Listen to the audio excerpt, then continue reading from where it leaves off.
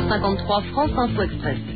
Serge July, le patron de Libération, estime que la libération de Juliana Grena est de bon augure pour Florence Sobna. Serge July consomme que la situation de Florence est relativement plus simple que celle de la journaliste italienne parce qu'il n'y a pas, selon lui, cette contrainte politique avec l'Italie qui est engagée au sein de la coalition avec les États-Unis. Juliana Grena est de retour en Italie. L'avion qui la transportait depuis Bagdad s'est posé en fin de matinée à Rome. La journaliste blessée à l'épaule a aussitôt été hospitalisée. Elle devait subir une deuxième opération. Elle souffre d'une fracture de la clavicule. Un retour endeuillé par la mort de son garde du corps, un agent secret tué hier en la protégeant.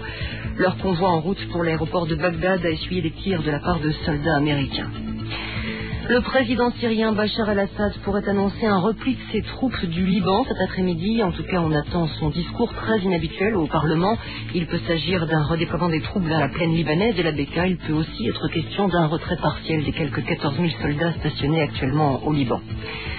En France, la neige, le retour des vacanciers, mais aussi les nouveaux départs vers les stations de ski rendent la circulation toujours délicate. Il y a beaucoup de monde en Rhône-Alpes. En Haute-Vienne, en revanche, la 20 a été rouverte aux poids lourds dans les deux sens. Les routes étaient très difficiles ce matin, notamment dans la Creuse, où des milliers de personnes sont attendues pour manifester à Guéret. Pour la défense des services publics, le réseau secondaire était quasiment impraticable là-bas ce matin. Autre conséquence des chutes de neige, l'aéroport de Lille était paralysé. Tous les vols ont été annulés ce matin, une quinzaine au total. En football, on joue la suite de la 28e journée du championnat en Ligue 1. Lens reçoit Auxerre dès 17h15. Les autres matchs à partir de 20h, notamment PSG Nantes, Strasbourg Ajaccio et Istres Bordeaux.